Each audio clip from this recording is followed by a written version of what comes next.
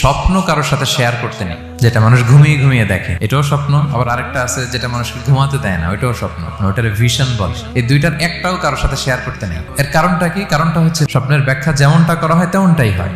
আপনি একটা স্বপ্ন দেখলেন, একজনকে একটা বললেন, সে হুট করে একটা ব্যাখ্যা দিয়ে দিল, ওইটাই হয়ে যাবে। এটা আপনার জন্য ভয়ঙ্কর হয়ে যেতে পারে। এক লোক এসে মুহাম্মদ ইবনে সিরিনকে বলল যে আমি দেখলাম আমার ছেলে পানি খেতে খেতে পেটটা এত বড় হয়ে গেছে। এই একই স্বপ্ন আরেকটা লোকও দেখলো, দেখে এক মূর্খের কাছে জিজ্ঞেস করলো। সে বলল সর্বনাশ, এত বড় পেট হয়ে গেছে, তোমার ছেলে তো মারা যাবে। ঠিকই কয়েকদিন পরে ছেলেটা মারা গেল।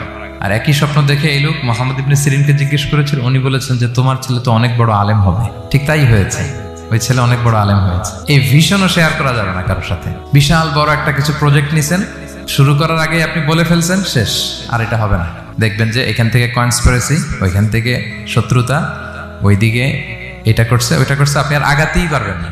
সো স্পেশালি যদি কোনো ভালো স্বপ্ন দেখেন, এট দ্য সেম টাইম খারাপ স্বপ্ন যদি দেখেন, এটা আপনি শেয়ার করবেন না কারোর সাথে। কারণ স্বপ্ন এটা কেবলমাত্র মন মস্তিষ্ক প্রসূত কোনো বিষয় না। মুমিন জীবনে এটা অনেক অর্থবহ। মাঝে মাঝে স্বপ্নের মাধ্যমে আল্লাহ মানুষকে বার্তা দেয়, ইলহাম পাঠায় স্বপ্নের মধ্য দিয়ে।